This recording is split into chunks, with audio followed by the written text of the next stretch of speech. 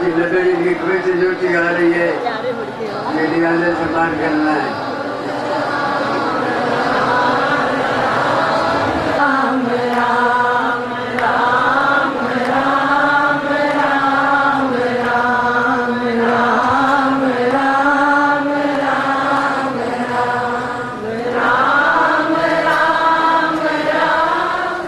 सर्वशक्ति मिले परमात्मा श्री रामायण, सर्वशक्ति मिले परमात्मा श्री रामायण।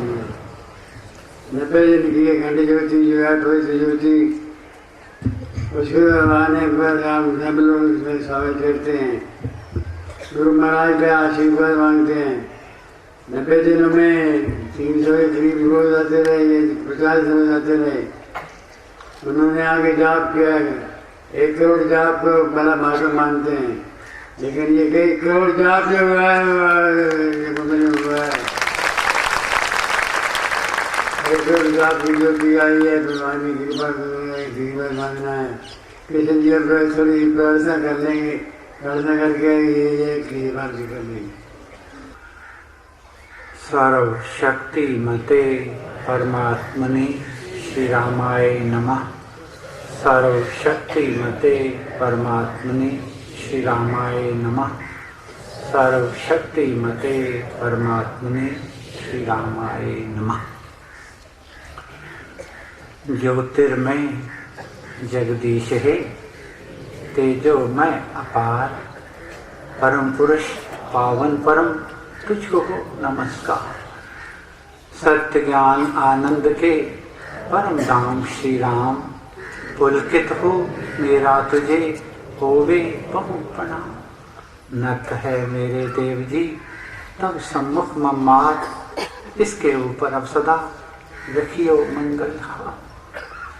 दोनों कर को जोड़कर मस्तक घुटने टेक, तुझको हो प्रणाम मम शत शत कोटि अनेक। गुरु जी को करिए वंदना भाव से बारंबार, नाम सुनो का सीखिया जिसने भव से पार। महाराज का कहना था कि सादगी और सरलता हमारी धरोहर है। महाराज ने भक्ति प्रकाश में भी लिखा है कि कई पूछते हैं कि परमेश्वर को पाने की विधि क्या है, हमारा मार्ग क्या है। तो सखी सरलता साध ले और टेढ़ा पंदे छोड़, द्वार बाहरी बंद कर भीतर के पट खो। घट में नाम मूर्ति धरिए और पूजा अंतर्मुख करिए।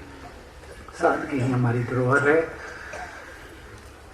रामचंद्र जी जब वनवास की ओर अग्रसर होते हैं तो रास्ते में भील राजा के ठहरते हैं जब,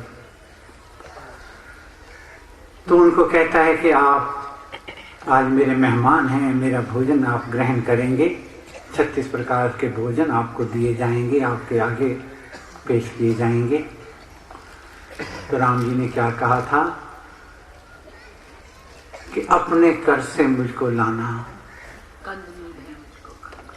उन्होंने यही कहा था कि कंद मूल है मुझको खाना, और वो भी अपने कर से लाना, जिसको करते नहीं लजाता, क्योंकि दान नहीं मैं खाता। मुझे कंदमूल लाना है और अपने कर से लाना है। मुझे शर्म नहीं है, मैं कल राजा था और आज रंगूस में शर्म नहीं है, क्योंकि जो भी लाना है मैंने अपने हाथों से लाना है। मैं दान नहीं खाता। शर्म महसूस हो तो दान में खाने में महसूस हो, दूसरे की रोजी को छीनने में महसूस हो, अपने कर से लाने में शर्म महसूस नहीं करनी। ये हमारी धरोहर है। पिताजी हमारे सामने बैठे हैं। पार्टीशन से पहले करोड़ों रुपए के मालिक थे, लेकिन जब विभाजन हुआ यहाँ आए तो मैंने अपनी आंखों से इनको मिट्टी का तसला लेकर छत के ऊपर मिट्टी लीपते हुए देखा। एक जोड़ी कपड़ों की थी, उसको धोकर सुखाकर तकिए के नीचे तह लगाकर शहर में जाते थे तो सीना तान के जाते थे। ये नहीं किसी को कहते थे कि हम के पास कुछ है नहीं, हमारे पास रोटी नहीं, कपड़ा नहीं, शाम की खाना खाना है, ये नहीं खाना, उसकी परवाह नहीं थी। लेकिन सादगी सबसे बड़ी धरोहर थी। महाराज जब हरिद्वार में थे तो महाराज के पास 2 जोड़ी कपड़ों की हुआ करती, अपने हाथों से धोते थे उनको। एक जोड़ी पहनते थे, दूसरी जोड़ी को धोकर सुखाकर तकिए के नीचे उसको तह लगाकर इस्तेमाल किया करते थे। जो मुझे कहना है, उनके पास एक लोई थी, लोई बहुत पुरानी हो चुकी थी।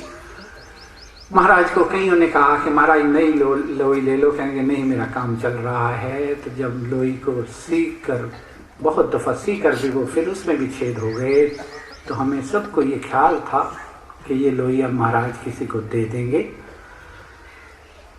स्वर्गीय सेठी जी महाराज, उनकी नज़र उस लोई पर, स्वर्गीय माँ जी पानीपत वाले, उनकी नज़र उस लोई पर, पूज्य पिताजी की, इनकी नज़र उस लोई पर, सबकी निगाहें उस लोई पर टिकट थी कि महाराज हमें देंगे।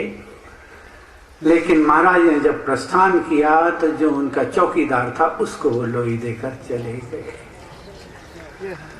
तो मुझे ये कहना है कि हमारा रास्ता सादगी का रास्ता है, सादगी का जीवन है। दिखावट में नहीं आना, बनावट में नहीं आना, ये आडंबर, बाहर की रोशनी, बाहर की जगमगाहट, बाहर की चकाचौंध जितनी भी कर लो शांति नहीं मिलेगी। राम नाम दीपक बिना जन मन में अंधे, रहे से ममन तो नाम स्माला।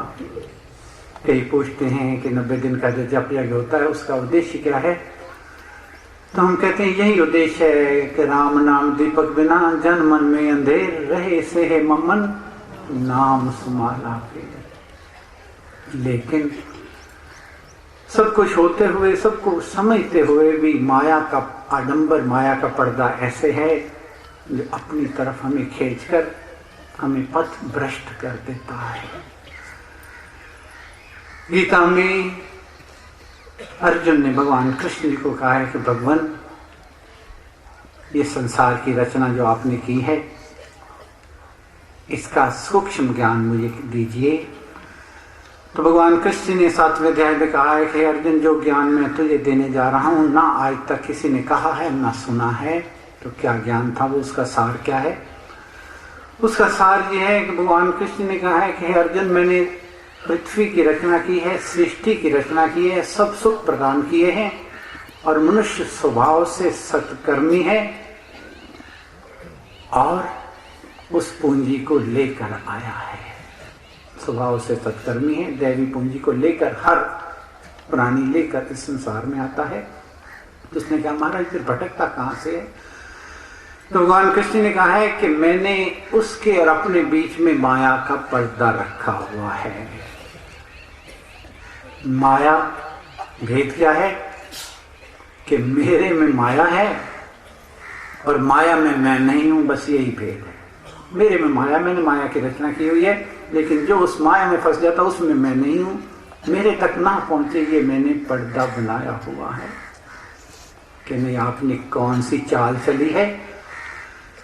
कह लेंगे चाल नहीं है, जो व्यक्ति मेरे से जो मांगता है मैं उसको दे देता हूं। अर्जुन ने कहा भगवान आप दे देते हो तो सारा संसार।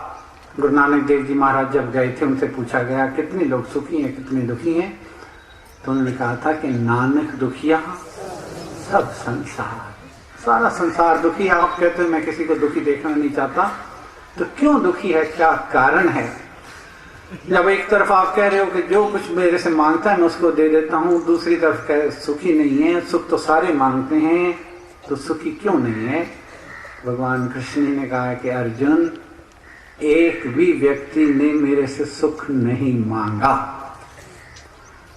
जो भी जाते हैं सुख के साधन मांगते हैं, मेरे को जन मिल जाए, मेरे को धन मिल जाए, मेरे को व्यापार चल पड़े, मेरा व्यवहार में ये हो जाए, जितने भी सुख के साधन हैं मैं उनको प्रदान करता हूँ। कोई कहता है मुझे 20 कमरे का घर चाहिए, वो अपनी मेहनत करता है, मांगता है, मैं दे देता हूँ। कोई चाहता है परिवार चाहिए, मेहनत करता है, मांगता है, मैं दे देता हूँ। जो भी सुख के है साधन है उनको मैं दे देता हूँ, लेकिन सुख ना किसी ने चाहा ना किसी ने मांगा। तेरे भीतर गड़ा खजाना, तूने भेद ना इसका जाना। भीखा भूखा कोई नहीं, सबकी गठरी लाल, गांठ खोल देखत नहीं, ताबिल भय कंगाल। एक पर्शियन कथा है, बहुत प्रचलित है। एक नगर में एक काजी रहते थे, बहुत पहुंचे हुए थे, चारों तरफ उनकी कीर्ति थी, कीर्ति की गाथाएं चलती थी उनके लिए। जब उस सुल्तान ने सुना कि तेरी सल्तनत में एक काजी रहते हैं, उनकी बड़ी कीर्ति है, बड़ी गाथा है, तो उसने अपना संदेशा भेजा अपने अनुचरों के हाथ, अपने सेवकों के हाथ कि काजी को कहिए मेरे पास आकर वहां पर मेरे दरबार में पेश हो, क्योंकि मैंने परखना है वो ढोंगी है या असली है। अगर असली है तो मैं उसकी इबादत करूंगा, अगर ढोंगी है तो उसका सर कलम करवा दूंगा। मुझे ये जानना है, जांचना है उसको कहिए कि मेरे दरबार में आकर हाजिर हो।